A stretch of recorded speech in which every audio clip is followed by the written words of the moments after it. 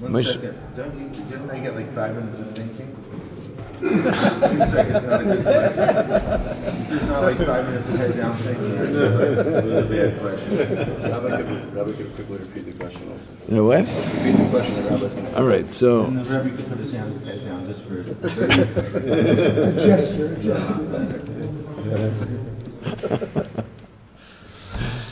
oh my gosh. Okay, so Rabbi Chaim Pinsky asked the following question: that in the beginning of the parsha, Hashem tells to Moshe what he's supposed to say to Klal Yisrael, and he goes and he says to Klal Yisrael, and Klal Yisrael ignores him.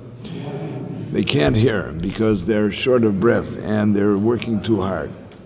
So Hashem says to Moshe, go talk to Paro, and Moshe says to Hashem, I went to Bnei Yisrael and they didn't listen to me, so how would Paro listen to me? And then it says that Hashem seemingly just like disregarded what Moshe had just said to him. He said to him, go and talk to Paro to take Bnei Yisrael out of Eretz Mitzrayim. And then it stops, and it goes into the yichus of Moshe, starting with Ruvain, the children of Ruvain, Shimon, the children of Shimon, Levi, the children of Levi, and then it goes on to trace Aaron and Moshe's yichus to the tribe of Levi.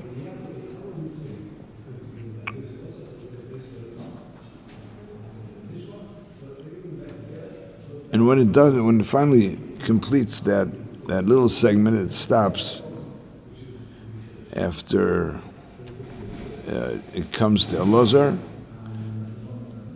and Pinchas, and then goes and says, and this is Aaron and Moshe, that Hashem said to them, take out the Bnei Yisrael out of Mitzrayim, and they are the ones who were speaking to Paro Melech Mitzrayim.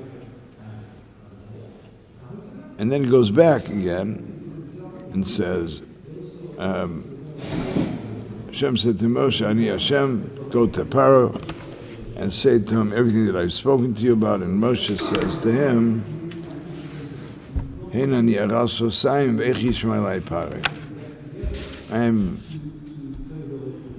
I'm a stutterer, so how is Paro going to listen to me? So in the repetition over here, he stops. He does not repeat what he said, Hein b'nei Yisrael yishamu elai. He doesn't say that again. In the beginning it said that he said, Bnei Yisrael didn't listen to me, so how will Paro listen to me? And I am a stutterer.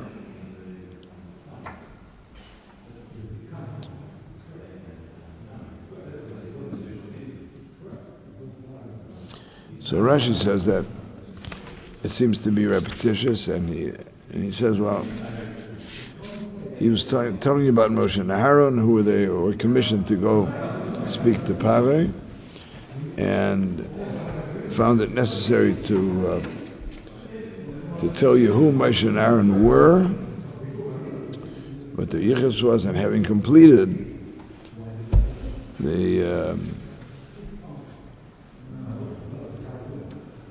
tracing of the yichus. What do you call that, by the way? When you Genealogy. Pedigree. Huh? Pedigree? Pedigree, what is it? Genealogy. Genealogy. I like lineage. Huh? I think it's called genealogy. Or pedigree, but I think... You say pedigree by people, or just by animals? I guess either one. Yeah?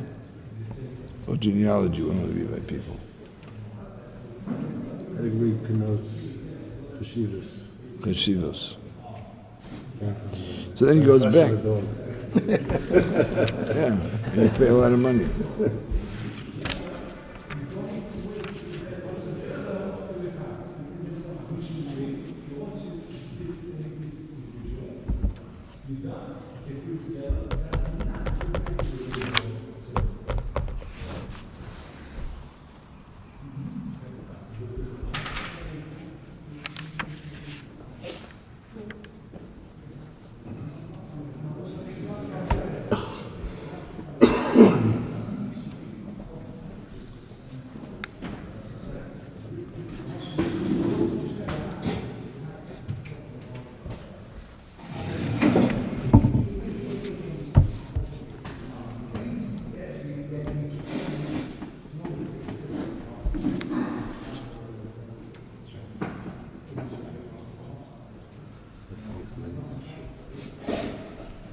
Descent. Descent. The lineage also.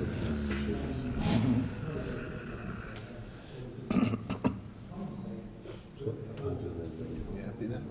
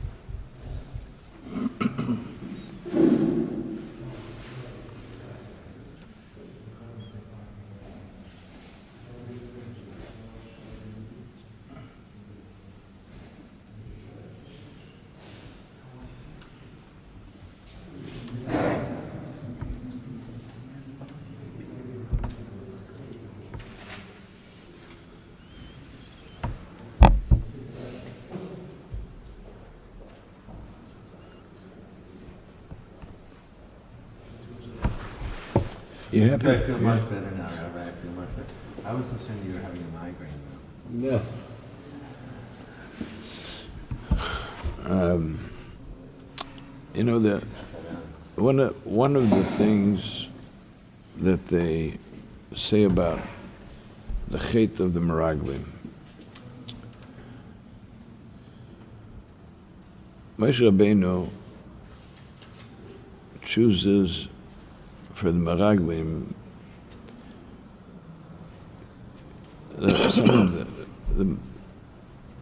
some of the greatest people in each shevet, right? So, Kulam Anoshim, Rashi said they were, before they left, they were Chashuvim. So,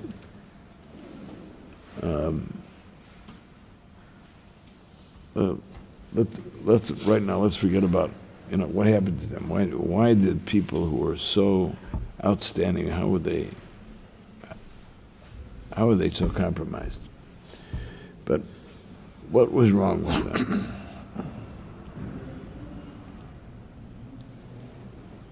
So they came back. They were told that they should scout out the land and they should observe the fortified cities, where the people strong. Come back with a report on the. So they come back, and they give this report. So the Kotzker Rebbe said the chet of the Meraglim was not that they lied, because they didn't lie. They reported what they saw. Eretz Yisrael is an extraordinary land. The fruit is extraordinary. The people who live there are giants, and the cities are fortified. They said what they saw.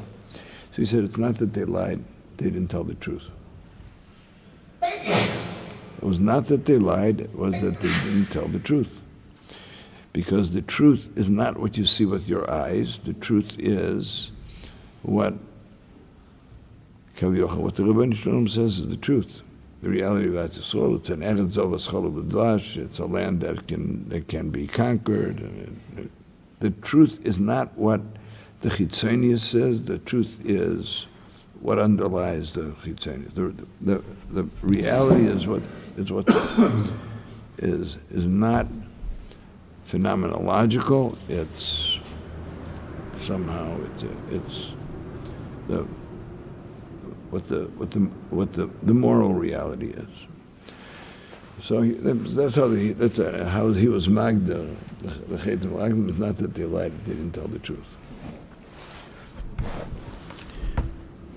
Rav Hutner has a thing where he says that the Gemara says that we have 26 kilo olam chazdos, and when we say that Haidu, kilo olam chazdoi. We have all the Kilam Chazdai. So Chazal say that those 26 Kilam Chazdais correspond to the 26 Deires between Adam HaRishon and Matan Torah. And for each generation, there was a Kilam Chazdai, because until Matan Torah, the world was sustained by Hashem's chesed. It's not like mankind earned Hashem's bounty or Hashem's blessing. It was all a chesed. But he said that from Matan Torah on, the Rabbi Shalom gave Klal Yisrael the tools with which to earn his bounty and his blessing. Therefore, from that point forward, it's no longer a anhaga of chesed, but anhaga of mishpat, and Klal Yisrael has to earn it. So Pesach, which denotes Hashem's liberation of Klal Yisrael when they were halal v'halal, they were the zara, and they weren't deserving, so that was Hashem's chesed.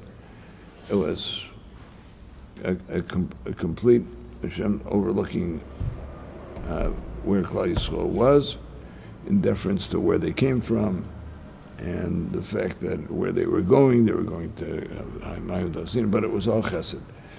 And from that time forward, Klal Yisrael had to earn it. So,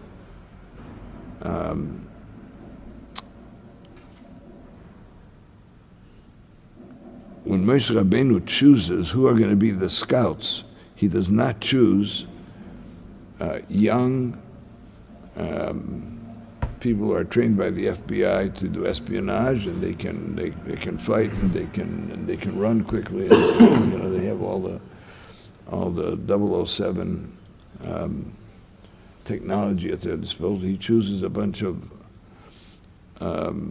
old cadres who they sit and learn at all the Medrash, and everybody looks up to them. And the reason for that is because the assessment was not what is the military capacity of their nation, our nation. That's not what it was all about. What it was is, because you are leaders of Klal Yisrael, you know where Klal Yisrael is at. You know where they're holding spiritually. You know what they're capable of or assumingly, you know what they're capable of making of themselves to reach the levels that are necessary. Go in, make an assessment of what will it take for Klal Yisrael to make themselves worthy of the nisim that'll take because it's no longer a freebie. The Klal Yisrael is no longer going to be offered by Hashem a blank, like this blank credit card. You can do whatever you want, and I'll pay for it. They have to earn it. So if they have to earn it, how much work do we have to do before we go in? So the Meraglim come back. So obviously it's a very complicated equation over here, but the Meraglim come back and they say, Ki chazuku mimenu. This land is so daunting. It has such immense challenges. Its warriors, its walled cities, its everything about it is so beyond that. In order for us to be able to conquer it militarily, we can't do that. It's going to require nisim. And if it's going to require nisim, then we have to be worthy of those nisim. Klal Yisrael, we know Klal Yisrael. We know our shvatim. We know each one of us knows our shiur. They can't do it. They can't pick themselves up that high. We can't earn it. So the chet and the meraglim was not that they didn't report what was going on in Yisrael, and the chet was they underestimated the power of a Jew. They underestimated what Klal Yisrael could do when called upon. Klal Yisrael has every single one of us has capacities and potential that we're not aware of, but if we are challenged and if we are summoned in the right way, we can do almost anything. So that was the chet. The chet was underestimating what a Jew can do. So if I understand correctly, you're saying part of that was their role was to build consensus amongst the people that it's a can-do mission. They had to come back and they had to. Moshe Rabbeinu was entrusting them and saying, okay, your mandate is go and prove to yourselves that it can be done and build that consensus amongst the people. I don't think he said to prove it can't. Moshe Rabbeinu knew it could be done. Their marching orders were, come back and tell us how hard we have to work in order to get there. So before we go into the land, we are worthy of the miracles that it will take. They knew they had to validate that mandate. Right. And that's what they didn't do. What they didn't do was to underestimate it. Their chet was, how do you not respect the awesome power of a Jewish neshama? And which has been demonstrated over and over again, what Klal Yisrael can do when challenged. Why is it? Yaakov had the same thing. We said that medrash yesterday, and I heard that medrash before. Right. Yaakov thinking that Klal Yisrael can't do it. No, he didn't say that. Yaakov was afraid He's afraid that they would be corrupted. I mean, why wasn't Yaakov, I mean, I know we don't have to answer this now, but it always did bother me. Why wasn't Yaakov punished for doing that? Was he? I mean, the fact that because he did that, they're in Gullus, and Yeah. maybe he was. Yeah, what big- But it's not like the Maraga. I mean, Yaakov and his Avos, and we're supposed to be like the Avos. That Medrash, I mean, I guess it's a side question, but Yaakov did something that seems worse. I mean, he's one of the Avos by saying, no, I'm worried Klal Yisrael's never gonna stay up. They're gonna come down. That's why I'm not going up. I mean, they're gonna, yeah. That's it. I mean, whatever. We have to just. Who are you saying, Yitzchak? Yeah, how do we reconcile this, the emphasis on Hotzio Dibas Haaretz? That's, it seems to be about Eretz Yisrael, or by implication about Hashem.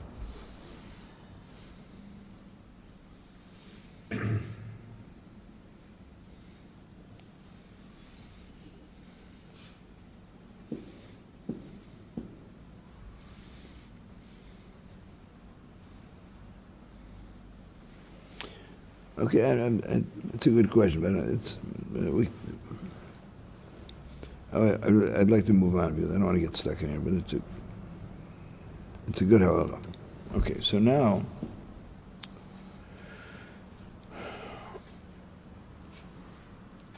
Moshe Rabbeinu is instructed by Hashem that he should go to Paro.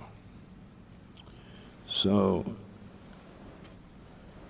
he first goes to Klal Yisrael because Hashem tells him to go to Klal Yisrael. And Klal Yisrael doesn't listen to him, and the Torah explains why. They were short of breath, and they were working too hard. They just couldn't listen to what he was saying. So then Hashem says to him, okay, now you got to go to Pari, and Moshe Rabbeinu seems to me, he makes a Kal V'chomer. It's one of the several Kal V'chomers in the Torah. Rashi says there are how many? Ein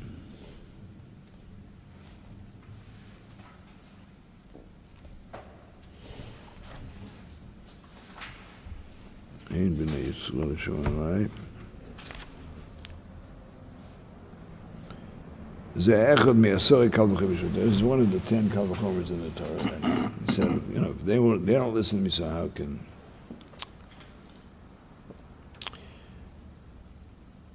So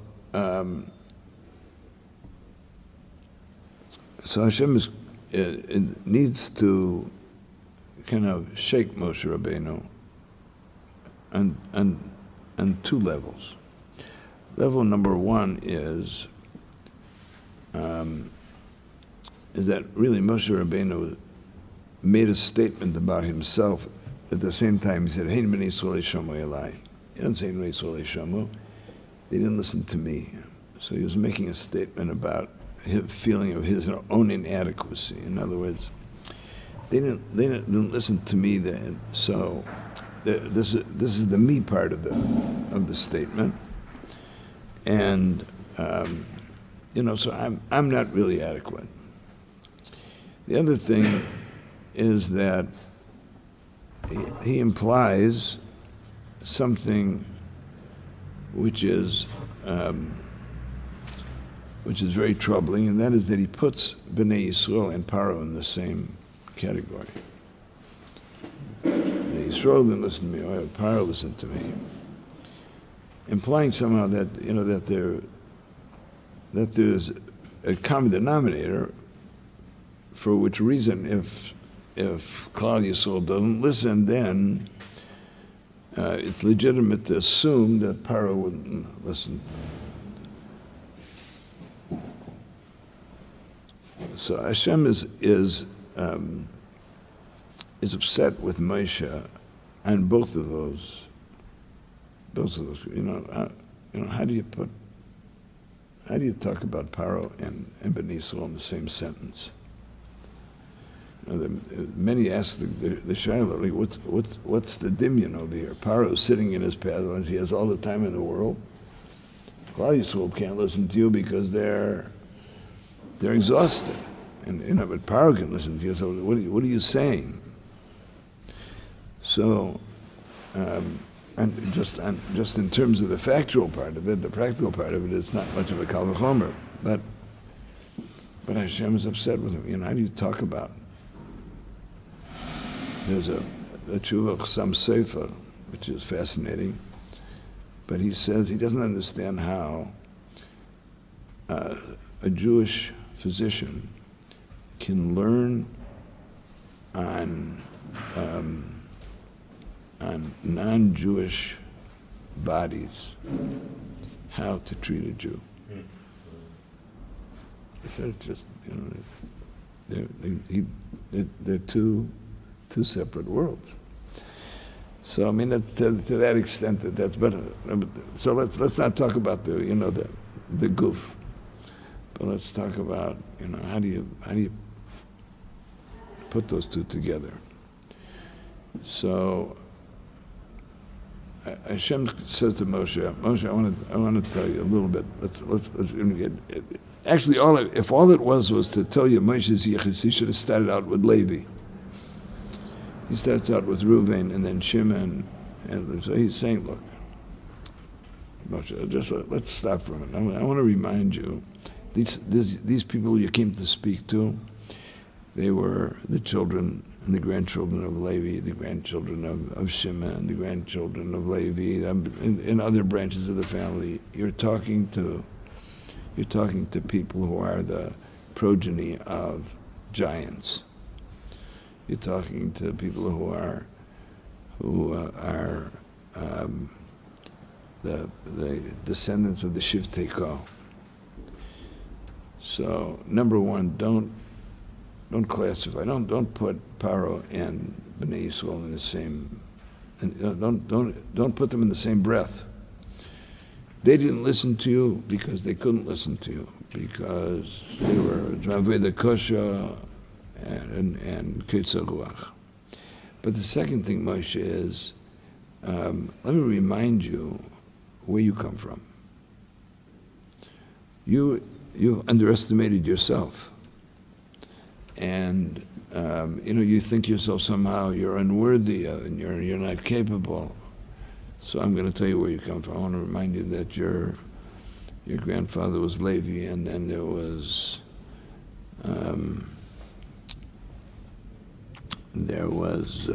Kahas, and they're not Kahas. Who comes after?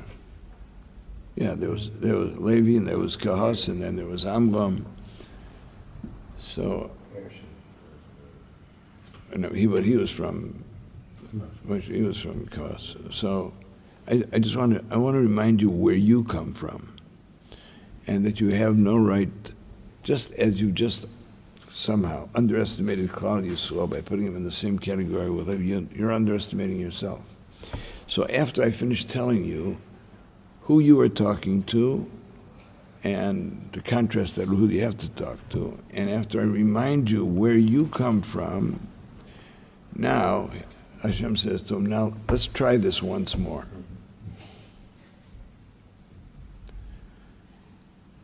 So he doesn't repeat the mistake anymore. He doesn't include Klal Yisrael in his statement, but he says, "But okay, I'm coming to talk to Paro, and Paro is all about chitzonius, and on a chitzonius level, I can't do it." In other words, we've just concluded that Paro is very different than Klal Yisrael, and Klal Yisrael can hear because they're Ruchni, but Paro is not Ruchni, and Paro is all. He's completely in chitzonius, and my chitzonius is I stutter.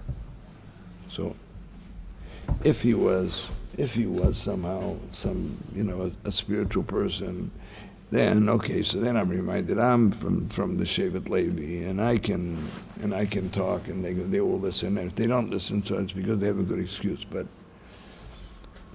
I got to talk to Pari. And why is Paro going to be impressed with my Yerushalayim? How is that going to work?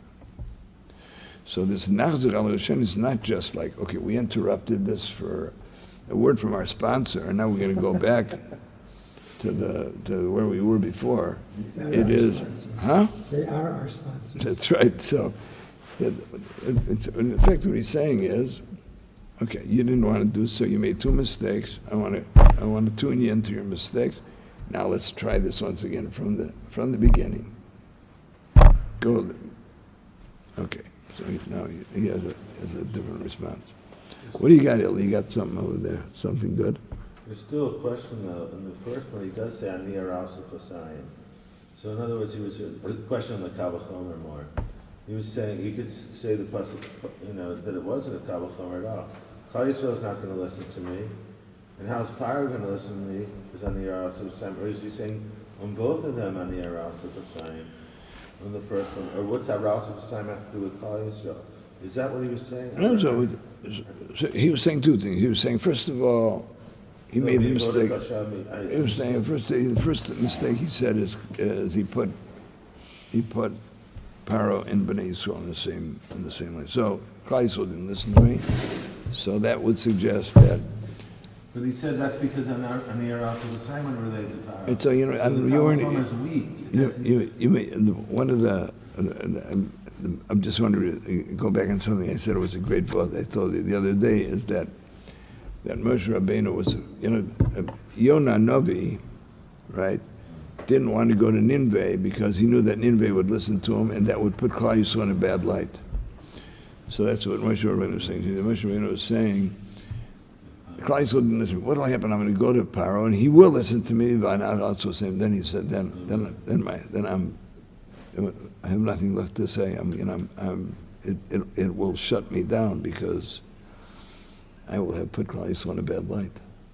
So the Aniyah also saying is Hein b'nei Yisrael shemalai ve'ech, and what will happen if Yishu any Paro will listen to me, and then Aniyah also saying, It's an interesting comparison because you notice that now Nineveh was Paro. There's such a sheet, I think, yeah. The Paro survived Mitzrayim, was only one, and then he was Now he will listen. Is it possible that he also, if he's Aral Sasayim and Paro listens, then it's more of an S, whereas if he brings a hush of a mouthpiece, then it's Mamayit the Ness. And if so, why would he want to be Mamayit the Ness?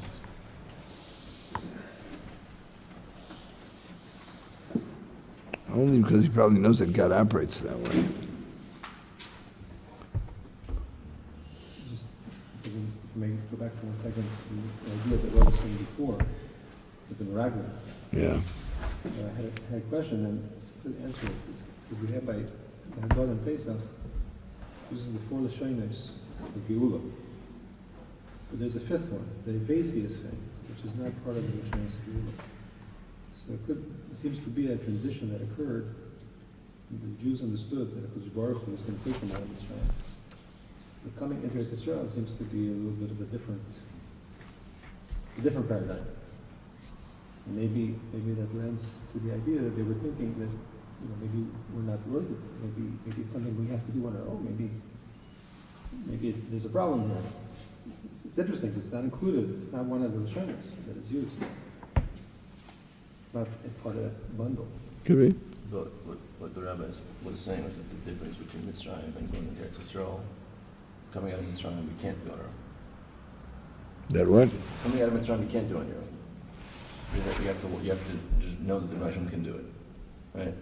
Coming into Eretz Yisrael is all about the Rebbe Hashem now wanting us to recognize our pneumias that we can't do it. Because after Mount Torah, he said after Mount Torah, we have to Right. Not so much the earning, Rabbi was saying, or other times. It's more about recognizing the emes of who we really are. The Rebbe Hashem. With the Atzas Meraglim versus Atzas Moshe, that Moshe Rabbeinu sees Klal Yisrael pneumias, that's connected to the Rebbe Hashem. We struggle to see that. Well, I think then we suffer, to swing this contemporary, we suffer with an overdose of Koichi V'Otzim Yadi now.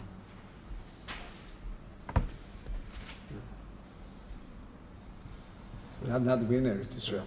What? Now that we're in Eretz Yisrael. So the difference when the first one says Vaydaber Moshe Lifnei Hashem Leimor Hem Bnei Yisrael Shemor Elai Ve'ech, and I mean, I'm just finding the second one, it says, Vayomer Moshe, Moshe. So, He's softened up. and I think that's the thing that I'm taking from this, which is one of my teachers always talks about the victim owner stance.